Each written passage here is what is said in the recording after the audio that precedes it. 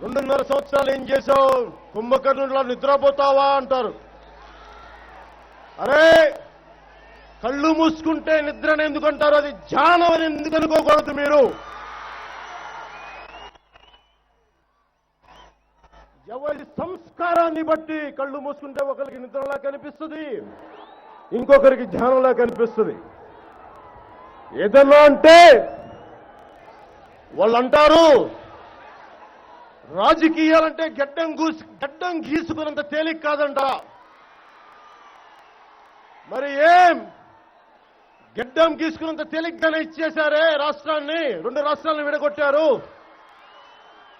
అలాగే ఈ రోజున భారతీయ జనతా పార్టీ గడ్డం గీసుకున్న తర్వాత తిరిగిపోయిన ముక్కలు పడేసినట్టుగా స్పెషల్ ప్యాకేజ్ అని మన ముఖాన్ని పడేశారు.